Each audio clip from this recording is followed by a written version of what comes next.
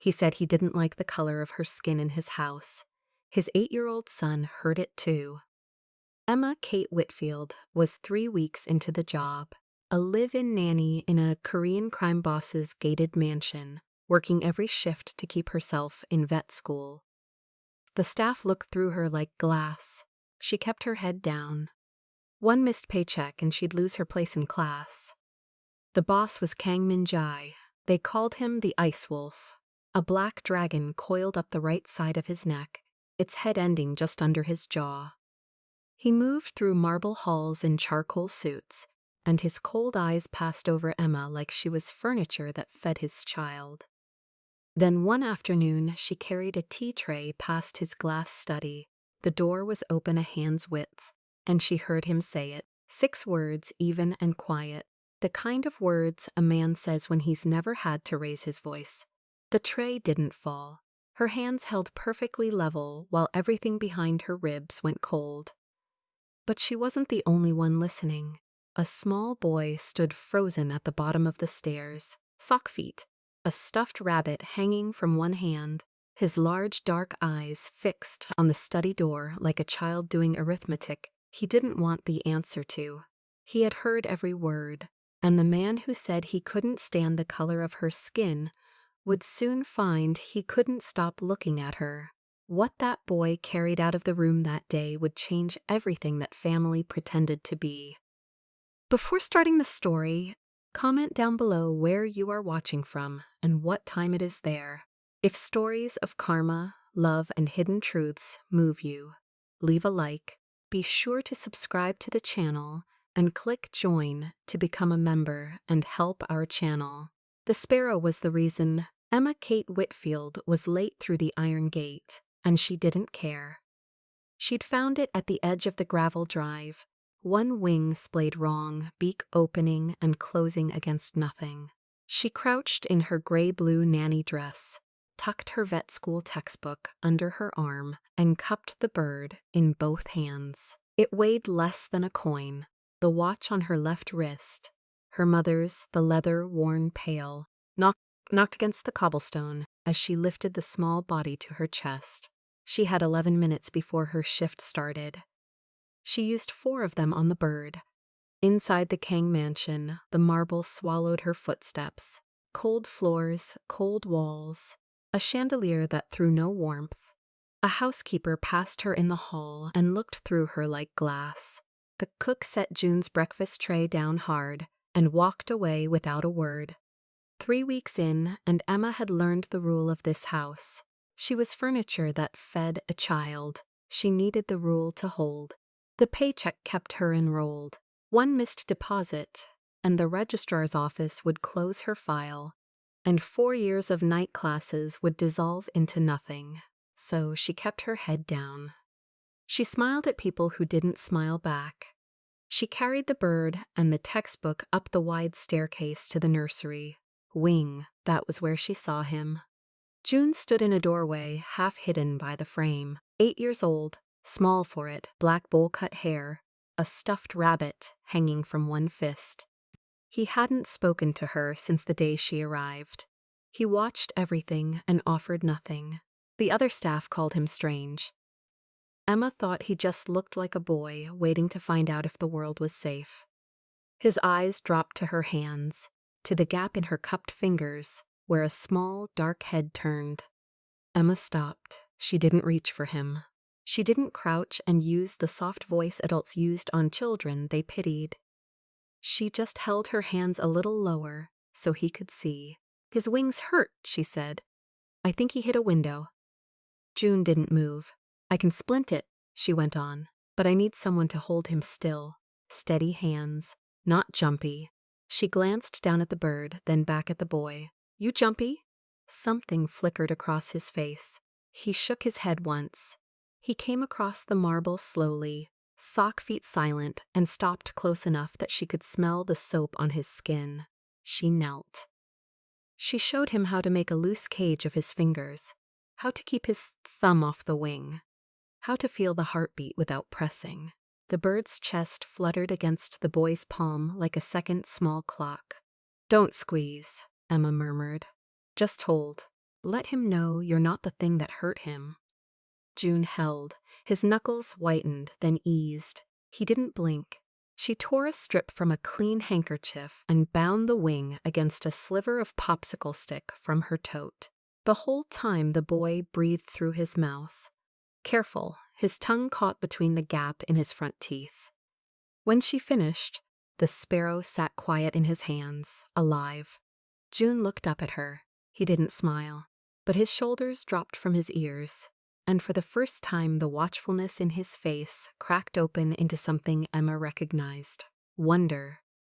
Will he live? His voice was a scrape of rust, the first words he'd given her in 3 weeks. If we're careful. She found a shoebox, lined it with the handkerchief. We'll keep him warm, feed him with a dropper, and when the wing's strong, we let him go. Let him go, June repeated, like the idea was foreign. That's the point of saving something, she said. You don't get to keep it. He carried the box to the window seat himself and set it down like it was made of glass. The next afternoon, Emma carried a tea tray down the east corridor, the one that ran past the glass-walled study. Madame Kang took her tea at 4, and the tray was heavy with a silver pot and 2 cups. And Emma walked carefully because the marble was slick, and the cups rattled if she rushed. The study door was open a hand's width. She heard the mother first, Madame Kang's voice, dry and exact. In Korean she didn't understand, and then in English, switching the way the old woman did when she wanted a thing said plainly. She is good with the boy. He speaks now. That is not nothing, a man answered, low, even, a voice that never had to rise to be obeyed. Emma slowed. Through the glass she saw him standing at the window with his back half turned. Tall charcoal 3-piece suit, collar open, the black dragon coiled up the right side of his neck, its inked head ending just under his jaw. Kang Min-jae, the ice wolf. She'd seen him twice in 3 weeks, both times in passing. Both times he'd looked at her the way the marble did. I don't care if the boy speaks, Min-jae said. He turned his cup slowly on its saucer. I don't like the color of that girl's skin in my house. The tray didn't fall. Emma's hands held it perfectly level. That was the strange part. How steady the cup stayed while everything behind her ribs went cold and far away. She did not stop. She did not look in. She walked the tray to the small table outside the drawing room, set it down without a sound, and turned back the way she came. She made it 4 steps before she saw the shoes, small. Sock feet again, frozen at the bottom of the staircase, half tucked behind the carved newel post. June. The stuffed rabbit hung forgotten from his hand. His face was turned toward the study door, and his eyes, those large, observant, terrible eyes, were fixed on it. He had heard every word, and he was looking at his father like a boy doing arithmetic he didn't want the answer to. June didn't ask Emma about it. Not that night, not the next morning. But something in the boy had shifted, and the place it landed was the sparrow. He fed it before breakfast. He fed it after his lessons. He named it Bo, which he said meant nothing. He just liked the sound. Emma let him keep the dropper in his own pocket, so he'd feel in charge of a life. By the end of the week, the bird was hopping the length of the shoebox, and June laughed when it did. A real laugh, sudden and loud, a sound that made 2 housemaids stop in the hall and stare like a window had broken. He hasn't done that in a year, the cook said, low, almost to herself. She looked at Emma differently after that, not warm, but less like glass. Emma turned the boy's days into something with weather in them. She told him animal stories on the stairs. The heron that fakes a broken wing to lead foxes from its nest, the octopus that opens jars, the elephant that grieves. She quizzed him on bones using her vet textbook, naming them in English while he named them back in Korean. The 2 of them laughing at the words that didn't fit each other's mouths. She let him hold the textbook. He carried it around the nursery like a thing of weight.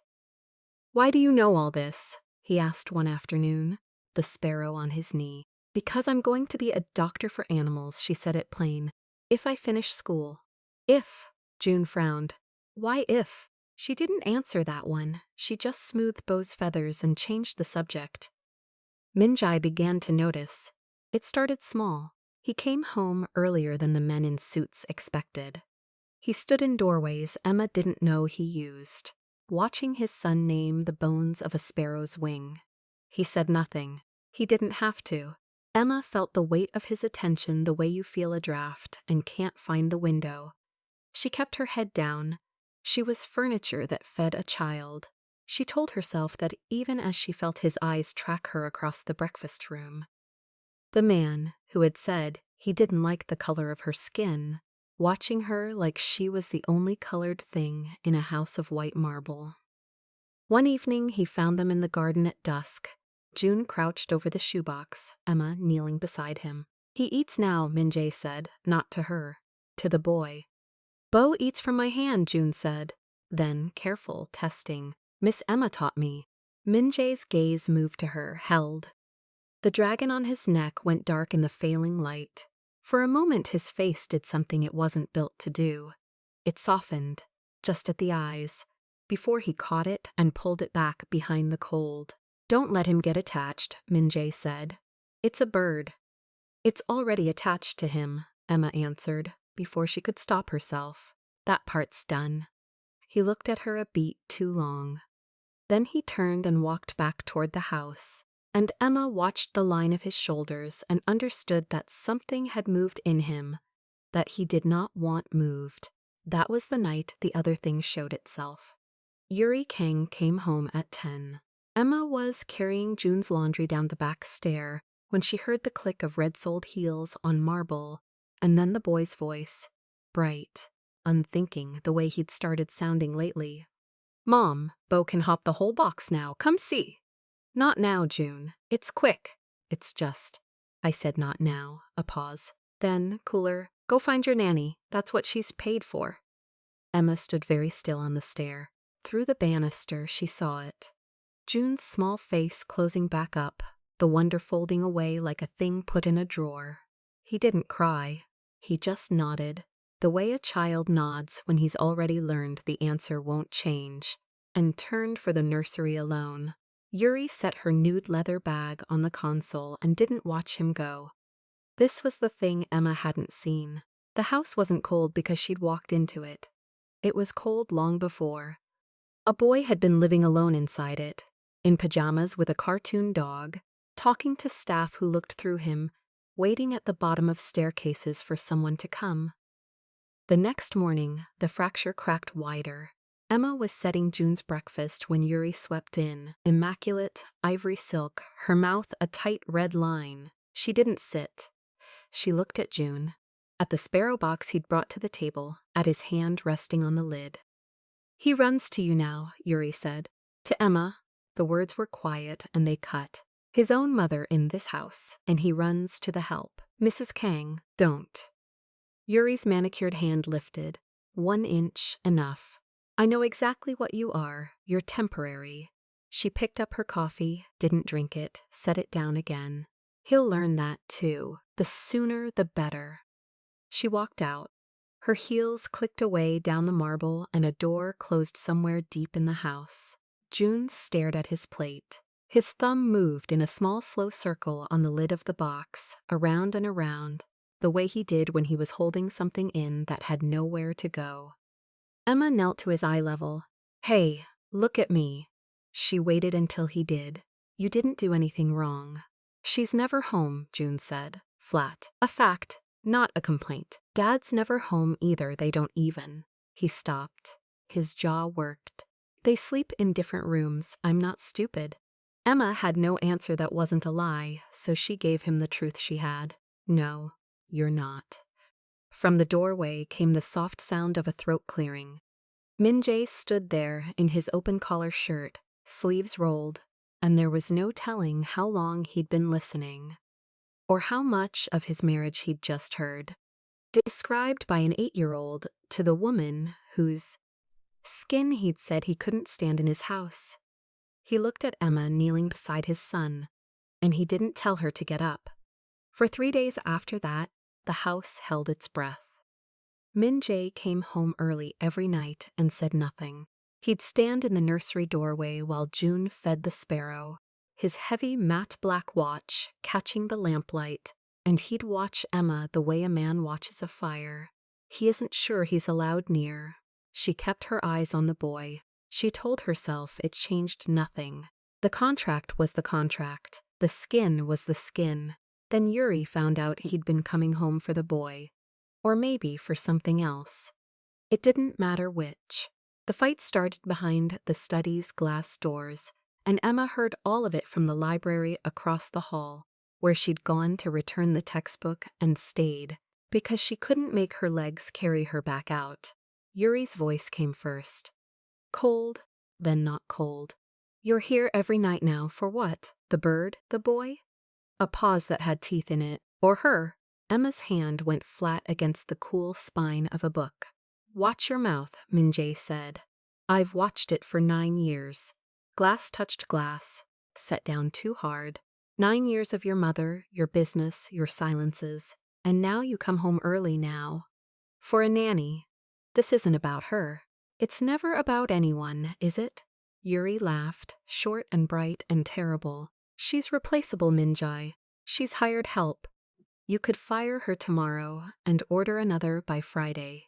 Don't pretend the help means something. The word landed in Emma's chest like a stone dropped down a well. Replaceable. Hired help. She knew it was true. That was the worst of it. She'd known it walking in, known it carrying the tray, known it kneeling at a boy's eye level in a kitchen that wasn't hers. But knowing a thing and hearing it said by a woman in ivory silk were two different woundings. One you could carry. The other sat down inside you and stayed. Emma put the textbook on the shelf. Her mother's worn watch ticked against her wrist. She didn't go. She should have gone. She sat down in the dark library between the high shelves, and for the first time since her mother's funeral, she cried. Not loud, not ugly, just water running quiet down her face while she pressed the back of her hand against her mouth so the sound wouldn't carry. She didn't hear the study doors open. She didn't hear the fight end, or Yuri's heels go up the stairs or the silence after. She heard him say her name, Emma. She wiped her face fast the way you do when you've spent your life not being allowed to be seen crying. He stood at the end of the row, sleeves rolled, the dragon dark on his neck, and he'd heard. She could tell he'd heard. Not the crying, the word. He'd heard his wife call her a thing you order by Friday. Go to bed, he said. It came out wrong. Gentler than he meant it. Emma stood. Her knees weren't steady, but her voice was. Is that an order, Mr. Kang? Emma? Because I'll take it as one. She stepped toward him because going around him meant the door behind him, and she was done going around. It's easier when it's an order. He didn't move out of the way. She stopped close enough to see the old scar through his eyebrow, close enough to smell whiskey and something cleaner under it. And the thing she'd carried for 3 weeks, the tray, the glass study, his mother. I don't like the color of that girl's skin. It came up out of her before she could stop it. 3 weeks ago I heard you, she said. Quiet, through the glass. You told your mother you didn't like the color of my skin. She watched it hit him. Watched him not deny it. So I have to ask, is it that I'm beneath you? Her chin lifted, 1 degree. Or beneath your skin? Because a man only watches what he can't stand if it's already gotten in. It disarmed him completely. Whatever cold he kept loaded fell out of his hands. For a long moment neither of them breathed. She would never be able to say, after, who moved first. Only that the distance closed, and that it was a mistake the way a fire is a mistake. Bright and consuming and impossible to call back once it has the room. It happened that night, in the dark library, between the high shelves and the books nobody read. It was not tender, and it was not a prize. It was 2 people drowning who grabbed the only thing in the water, and the water was each other. By the time the windows went gray, she was awake and he was asleep. and the cold she'd felt walking into that house 3 weeks ago was nothing next to the cold she felt now, lying in it. She got up. She dressed in the dark. Her mother's watch said 5:10. In the hall, the marble was ice under her flat tan shoes. She passed the nursery, and the door was open, and June was asleep with the stuffed rabbit under his chin and the sparrow box on the floor beside his bed. The dropper laid neat on the lid where he'd left it for morning. Emma stopped. She looked at the boy who'd laughed for the first time in a year, at the bird she'd taught him to keep alive, and the guilt came up so fast and so total she had to hold the door frame. She'd become the thing the wife had named her. She'd become the lessons that boy would learn. She went down the back stair. She didn't take the bus. She walked the cold streets to her room and sat on the edge of the narrow bed in her sweater and jeans, and she made the only decision that was hers to make. She would finish out the day. She would not be alone in a room with that man again, and the moment another arrangement could be made for June, she would go. Before the boy could feel it, before anyone could call it what it was. She did not yet know that June had already heard everything once, weeks ago, through a banister, and that he was still, every single day, trying to understand it. The sparrow could fly again, and June wanted to let it go. He carried the box out to the garden himself, both arms wrapped around it, the dropper abandoned on the kitchen counter, because the bird didn't need feeding anymore. Emma followed 3 steps behind in her gray-blue dress, her tote on her shoulder, already packed. This was her last morning. She had told no one. She would tell the agency at noon. They knelt together in the wet grass by the hedge. June lifted the lid. "You hold it," he said. "Then I will." She cupped the warm weight in her honey-toned hands and passed it into his. The sparrow shifted, gripped his thumb, and went still. Gathering, June held very carefully, the way she'd taught him, the way you hold a thing whose life is not yours. He didn't open his hands. He looked at hers instead. "Miss Emma." His voice was small and even. "Why does my dad hate the color of your skin?" Her hands went cold around nothing. "I heard him tell Grandma," June said, watching the bird and not her. "A long time ago, through the stairs. He said he didn't like the color of your skin." A breath. The gap in his front teeth showed when he frowned. "But he looks at you like he likes you. He came home early. He watches you eat. I don't understand." Behind them, gravel stopped crunching. Emma turned. Minjai stood on the path in his charcoal 3-piece, the dragon dark on his neck, his car keys still in his hand. He had heard the whole of it. She watched it go through him the way a blade goes through silk. No resistance, then everything torn at once. The 8-year-old had carried that one sentence for 3 weeks, trying to make the man who tucked him in match the man behind the glass. He'd seen the contradiction before any adult would say it out loud, and now he'd said it for them. "June." Minjay's voice came rough. "Let the bird go, then come here." But June didn't move because the back doors had opened, and Yuri was crossing the lawn in her red-soled heels, phone in her fist, her face already arranged for war. "So this is the morning lesson," Yuri said. "The nanny teaching my son to interrogate his father in the garden."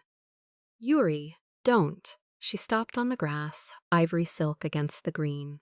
"He heard you. 3 weeks ago he heard you, and now I get to hear you, and you have nothing. You have a child asking why his father is a coward. That's enough." It was enough 9 years ago. Her laugh broke in the middle. "You want to know what's in this house? Nothing. There has been nothing here since before she walked in. She didn't break us. She just turned the lights on." The sparrow chose that moment. It burst from June's open hands, climbed over the hedge, and was gone into the white morning. The boy's face lifted to follow it, and stayed lifted, his eyes filling, because he understood something else had just left too and was not coming back. Minjai knelt, not to Emma, to his son. He put one knee in the wet grass in his $1,000 suit, and brought his cold, narrow eyes level with the boy's. What I said about Miss Emma's skin was wrong. His voice didn't waver. It was the most wrong thing I have ever said. You will never repeat it. Not because I'm telling you to.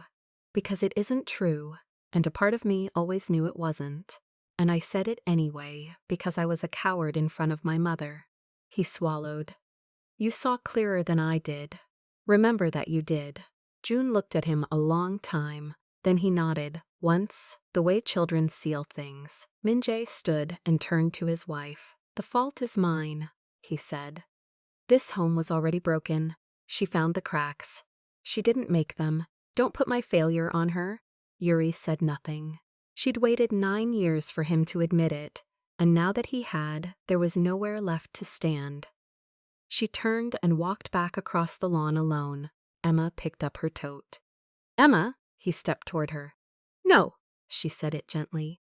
The way you close a door you don't want to slam. You said it yourself. You were a coward in front of your mother. She looked at the boy, then back at the man. You need to fix who you are before you try to love someone like me. I'm not a lesson. I'm a person who needed a paycheck, and I let myself forget that for one night, and I won't again. She knelt to June's eye level 1 last time, the way she always had. Keep the dropper, she said. There's always another bird.